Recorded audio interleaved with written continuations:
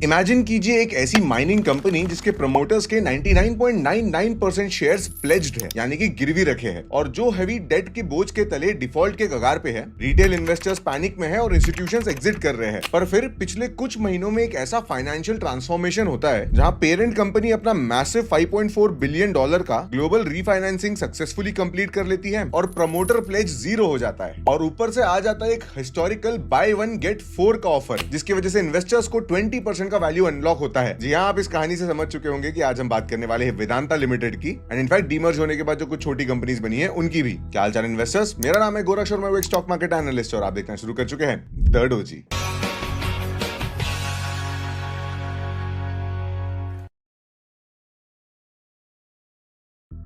तो इन्वेस्टर्स, अगर आप इस चैनल पे नए हो तो मैं आपको बता दूं कि किसी भी स्टॉक एनालिसिस वीडियो को ना मैं 3 सेगमेंट में डिवाइड करता हूं। सबसे पहले हम जान लेते हैं कि कंपनी का बिजनेस मॉडल कैसा है, ये कंपनी पैसे कैसे बनाती है। अब इसी सेगमेंट में वेदांता के लिए स्पेसिफिकली हम उसके जो बाकी सब्सिडरीज है उनके बिजनेस को भी एक बार डिस्कस कर लेंगे। नेक्स्ट फिर हम इसका फंडामेंटल एनालिसिस करते देख लेते हैं कि फंडामेंटल्स के बेसिस पे कंपनी कैसे परफॉर्म कर रही है। अगर फंडामेंटल्स अच्छे निकलते तो फिर हम फाइनली टेक्निकल एनालिसिस की तरफ जाते हैं, जो कि मेरा फेवरेट है। वैसे तो मैंने इन तीनों सेगमेंट को टाइम स्टैम्प करके रखा है, तो आप अपने फेवरेट सेगमेंट पे स्किप कर सकते हो, बट मैं तो सजेस्ट करूंगा कि वीडियो को एंड तक पूरा देखना। तो सब्सक्राइब कर लो and let's start with the business analysis of Vedanta. तो इन्वेस्टर सबसे पहले समझते हैं कि वेदांता पैसे कैसे कमाता है। वेदांता एक टिपिकल सिक्लिकल मेटल कंपनी नहीं है, बल्कि एक massive global natural resource conglomerate है। इसका प्राइमरी रेवेन्यू बेस मेटल्स यानी एल्यूमिनियम, जिंक और कॉपर से आता है, along with oil and gas, iron ore and commercial power generation. अब पैसा तो ये मिनरल से कमा रहे हैं, लेकिन इनका future expansion tech and capacity expansion के बेसिस पे। एक तरफ है इनका हिंदुस्तान जिंक, जिसकी जिंक लेड कैपेसिटी को 3 मिलियन टन तक ट्रिपल करने का प्लान है बाय 2031। वहीं दूसरी तरफ ये कंपनी रिसोर्सेज से शिफ्ट होकर टेक्नोलॉजी पावर हाउस बनने जा रहा है। इन्होंने recently Japanese display glass manufacturer AvanStrate incorporate में अपनी होल्डिंग 98% तक कंसोलिडेट कर लिया है। ये अकेले अपने डिस्प्ले बिजनेस को 10 फोल्ड ग्रो करना चाहते हैं और गुजरात के धोलेरा में mega semiconductor manufacturing plant setup करने का एग्रेसिव फोकस कर रहे हैं। अब चलिए हम इनके 4 एंटिटीज और टोटल 5 स्टॉक्स के ऊपर में इनका एक बार एक वर्डिक्ट जान लेते हैं कि भाई किसका क्या सिनेरियो है। सबसे पहले देख लेते हैं VML को। ये पूरे डीमर्जर प्रोसेस का क्राउन ज्वेल है। ये इंडिया का सबसे बड़ा प्राइमरी एल्यूमिनियम प्रोड्यूसर है। जब ये जून 15 को लिस्ट हुआ तो इसका लिस्टिंग प्राइस 522 था, एंड इसने लिस्टिंग के पहले दिन पे ही अपने पेरेंट कंपनी के मार्केट कैप को बीट कर दिया था। हालांकि डीमर्जर के टाइम कंपनी के बुक्स पर सबसे बड़ा डेट अराउंड 32,700 करोड़ डाला गया है, पर घबराइए मत, मैनेजमेंट जानती है कि वो क्या कर रही है। VML की कैश जनरेशन कैपेसिटी इतनी स्ट्रॉन्ग है कि एक्सपर्ट प्रेडिक्ट कर रहे हैं FY28 तक इनका EBITDA 29% CAGR से बढ़ेगा, और इनका कॉस्ट ऑफ प्रोडक्शन $1914 पर टन से गिरकर स्ट्रक्चरल लेवल पर $1600 से कम होने वाला है, थैंक्स टू 100% कैप्टिव कोल और एल्यूमिना सोर्सिंग। एक बड़ा सुपर साइकिल ट्रिगर ये है कि ग्लोबली कॉपर प्राइसेस एल्यूमिनियम के मुकाबले 4.2 टाइम्स महंगे हो गए हैं। इस कॉस्ट डिफरेंशियल के चलते इलेक्ट्रॉनिक ग्रिड और ईवी सप्लाई चेन अब कॉपर की जगह एल्यूमिनियम वायरिंग यूज कर रहे हैं, और इस परमानेंट शिफ्ट के कारण ही VML का एक स्ट्रक्चरल एडवांटेज बनता है। VML sorry. अब नेक्स्ट देख लेते हैं वेदांता पावर को। पहले ये तलवाड़ी सबो पावर लिमिटेड के नाम से जानी जाती थी। अब इनके पास एक हाईली एग्रेसिव रोड मैप है। इनका प्लान है करंट 4.2 गीगावाट कैपेसिटी को FY3033 तक मैसिव 12 गीगावाट तक ले जाने का, जिसमें 66,000 करोड़ का हैवी कैपिटल एक्सपेंडिचर लगेगा। ऑपरेशनल फ्रंट पे Q1 FY27 में इन्होंने शानदार 38% year on year power sales growth report की थी, driven heavily by their Meenakshi energy turnaround. लेकिन फंडामेंटल एनालिसिस में यहाँ इनका सबसे बड़ा रिस्क दिखता है लेवरेज। डीमर्जर के वक्त इनको 7,500 करोड़ का डेट मिला। इसकी वजह से इनका leverage ratio 4.7x of net debt to EBITDA पर है। अगर इन्हें अच्छे लॉन्ग टर्म PPA नहीं मिले तो ये हेवी लेवरेज डिस्ट्रेस में बदल सकता है। अब चलिए वेदांता ऑयल एंड गैस की बात कर लेते हैं। VOGL पुराने केरिन इंडिया हाइड्रोकार्बन एसेट को कंट्रोल करता है, जो इंडिया की एनर्जी सिक्योरिटी के लिए क्रिटिकल है। फाइनेंशियल इंजीनियर देखिए यहाँ इन्वेस्टर्स, डीमर्जर के टाइम मैनेजमेंट ने एंटिटी को एग्जैक्टली 0 डेट रखा। इस 0 डेट की वजह से इन्हें ब्रेंट क्रूड मार्केट की वॉलिटिलिटी झेलने में बहुत फ्लेक्सिबिलिटी मिलती है। तो इस तरह से बुक्स को मैनेज करके भी अपने धंधे को थोड़ा प्रोटेक्ट किया जा सकता है। अब प्रोटेक्ट किया जा पाएगा कि नहीं पाएगा ये तो नहीं पता, पर एटलीस्ट कुछ एडवांटेज तो दिया जा सकता है। ऑपरेशनली इनको थोड़ी दिक्कत हो रही है, क्योंकि इनके मैच्योर ऑयल फील्ड की वजह से Q1 FY27 में इनका daily gross production 17% year on year गिर गया है। लेकिन हाल ही में दिल्ली हाईकोर्ट ने इनको फेवर में एक लैंडमार्क रूलिंग दी, जिससे इन्हें $99 मिलियन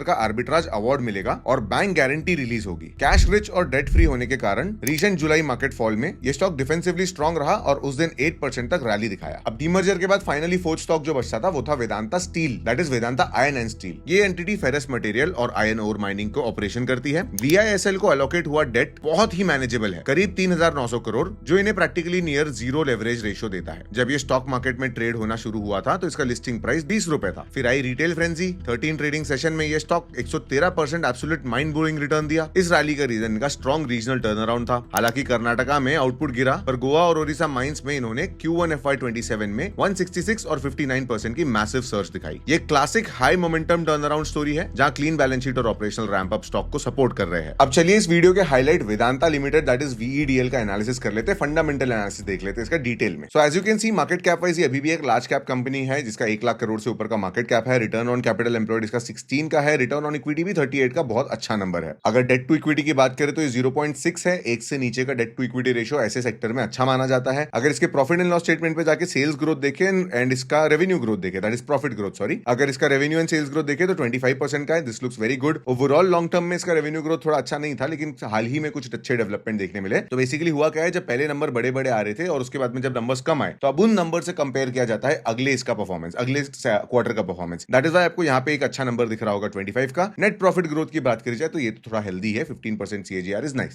सॉरी 15% का compounded profit growth is nice. अब अगर इसके वैल्यूएशन की हम बात करें तो इसके लिए हम EV टू EBITDA मेट्रिक देखेंगे और यहाँ पे आप क्लियरली देख सकते हो कि स्टॉक बहुत ही ज्यादा ओवर वैल्यूड है। अभी रीसेंट करेक्शन का भी मेजर रीजन ना यही आप समझिए कि कंपनी का वैल्यूएशन, जब ये कहा जा रहा था कि डीमर्जर होगा और प्लस ये जो इनका प्रमोटर डेट का इशू थोड़ा सॉल्व होते दिखा ना, तो स्टॉक ने कुछ ऐसी रैली दी थी जो बिल्कुल भी सस्टेनेबल नहीं थी। And that is one strong reason why stock में अभी आपको हेवी करेक्शन एक्सपीरियंस करने मिला, जिसके बारे में मैं टेक्निकल्स में आपको और बताऊंगा। But as of this segment आप देख सकते हो कि भाई वैल्यूएशन इसका अभी ठीक नहीं है। मार्केट कैप टू सेल्स देखोगे, बेसिकली इसका शेयर प्राइस और इसके शेयर के सेल्स, बेसिकली कंपनी की सेल्स और शेयर का प्राइस, अगर उसकी स्पीड मैच होती है तो ये अच्छी बात होती है। यहाँ पे स्पीड मैच नहीं हो पा रही है, शेयर प्राइस बहुत तेजी से बढ़ रहा है, सेल्स उतनी तेजी से नहीं बढ़ पा रहे, मतलब क्लियरली स्टॉक फिलहाल ओवर वैल्यूड है। अगर इस स्टॉक में और रिकवरी आपको देखनी है तो एटलीस्ट आपको ये जो डब्बे बने हैं सेल्स के, अभी के लिए मैं इसका market cap to sales ratio हटा देता हूं, तो ये जो बार्स है, ये जो रेक्टेंगुलर टावर्स है ना, ये ऊंचे ऊंचे होने चाहिए। बेसिकली अगर मार्केट कैप या सॉरी बेसिकली अगर सेल्स बढ़ती है तो स्टॉक अंडर वैल्यूड हो जाएगा और फिर आप कहीं इसमें और इन्वेस्टमेंट कंसीडर कर सकते हो। क्योंकि मैंने इससे पहले सेगमेंट में बाकी कंपनीज के फंडामेंटल्स को थोड़ा डिस्कस कर लिया था, तो अब हम चलिए टेक्निकल्स की तरफ बढ़ते हैं वेदांता के। देखिए इस वीडियो में मैं सिर्फ VEDL का इसलिए एनालिसिस कर रहा हूं, टेक्निकल एनालिसिस, क्योंकि बाकी जो भी स्टॉक्स है ना उनके चार्ट अभी बनने के हैं। टेक्निकल एनालिसिस के लिए कम से कम 1.5 साल पुराना चार्ट होना चाहिए for you to actually make some sense out of the chart. अगर IPO हुआ है, कल डे 1 है, या फिर कंपनी डीमर्ज होकर कोई नया स्टॉक लिस्ट होता है, तो ऐसे केस में टेक्निकल एनालिसिस नहीं कर सकते आप, क्योंकि चार्ट में एक ही कैंडल है, एक कैंडल के बेसिस पे आप कितना ही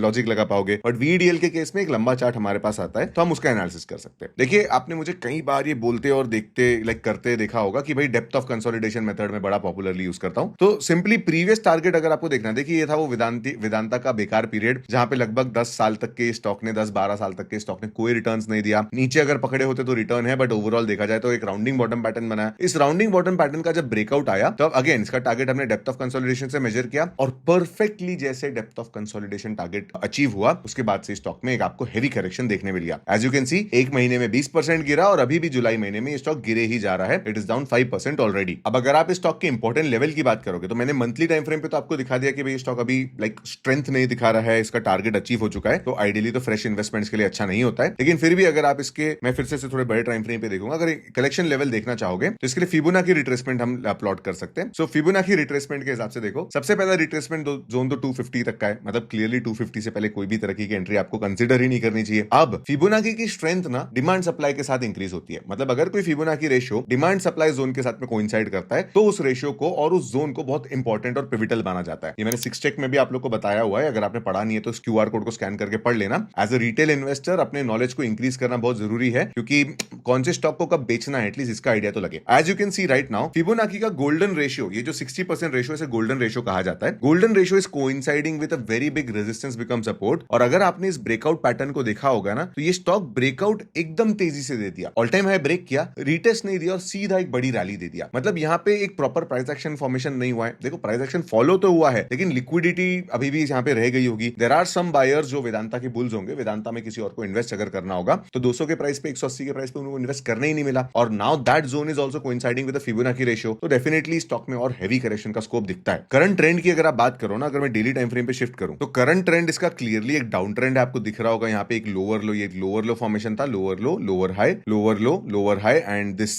सो बेसिकली अभी भी आपका जो ट्रेंड है वो डाउन ट्रेंड है। अगर थोड़ा बहुत भी इसमें बुलिश सिनेरियो को आपको एक्सपीरियंस करना है, बेसिकली देखो इसमें बुलिश सिनेरियो इतनी जल्दी आ नहीं जाएगा, बट कम से कम you need a closing above 290 के ऊपर में आप बोलोगे कि भाई यहाँ पे बेरिश नेचर थोड़ा सबसाइड हो रहा है, but it will clear bullish nature तो आपका ऑल टाइम हाई ब्रेक होने के बाद ही आएगा। फॉर नाउ ये स्टॉक से आपको थोड़ा दूर रहना चाहिए, इसके वैल्यूएशंस अभी अच्छे नहीं है, ट्रेंड भी इसका डाउन ट्रेंड में चल रहा है और मेटल एक सिक्लिकल, इसके ऑल्दो इसके पास में ढेर सारे और रेवेन्यू सोर्सेस है और ये बाकी कंपनी का प्रमोटर भी है, बट फिर भी अगर देखा जाए तो ये मेजरली कमोडिटीज का बिजनेस करता है और कमोडिटीज में साइकिल होती है और कमोडिटी की साइकिल कहीं ना कहीं अभी स्लो डाउन होती दिख रही है। आपने गोल्ड में, क्रूड ऑयल में एक्सपीरियंस किया होगा, सबके प्राइस अभी कूल डाउन हो रहे हैं। वैसे they don't directly indicate what is happening in the commodity market, but सबसे ज्यादा ट्रेड होने वाले एसेट्स यही दोनों है। तो इसके अलावा अगर कुछ इंपॉर्टेंट पिवटल लेवल्स की बात करी जाए तो मैं इस एक लेवल को प्लॉट करना चाहूंगा जो कि प्रीवियस स्विंग लो था। अभी जब मैं वीडियो शूट कर रहा हूं तो ये लेवल एकदम ब्यूटीफुली वहीं पे आके बैठा हुआ है। 265 का अगर लेवल ब्रेक हो जाता है तो आप समझिए कि डाउन ट्रेंड कंटिन्यू रहेगा। तो बी पेशेंट इनफ कि भाई एक अच्छे पिवटल लेवल पे आप इसे परचेस करें। 50% फिबोनाची रेशियो भी अच्छा लेवल होता है। गोल्डन रेशियो पे अगर रेजिस्टेंस बिकम सपोर्ट पे लेने मिले तो क्या ही बात होगी, राइट? तो that would be a very good scenario. और वीडीएल के बाकी स्टॉक्स की अगर आप बात करो ना, तो अगर कोई भी स्टॉक अपने लिस्टिंग डे के लो को ब्रेक कर देता है ना, तो आइडियली वो स्टॉक्स को हमको अवॉइड ही करना चाहिए। लिस्टिंग डे का लो अगर ब्रेक होता है तो स्टॉक के पास कोई सपोर्ट ही नहीं होता है। आईपीओ एनालिसिस में आपको मैं बताता भी हूं, अब इन स्टॉक्स का आईपीओ नहीं हुआ है, बट स्टिल टेक्निकल्स के बेसिस पे अगर नीचे कोई सपोर्ट नहीं है ना, तो ऐसे स्टॉक से दूर रहना चाहिए। तो आई होप आपको वेदांता और वेदांता ग्रुप का स्टॉक एनालिसिस वीडियो पसंद आया होगा। इस वीडियो की रिक्वेस्ट काफी की गई थी मेरे कमेंट सेक्शन में, तो अगला कौन से स्टॉक पे एनालिसिस वीडियो बनाना है मुझे कमेंट सेक्शन में बताइए। और अगर ये वीडियो पसंद आया है तो लाइक करना, यहां तक देखा है तो सब्सक्राइब करना मत भूलना। I will see you in the next one.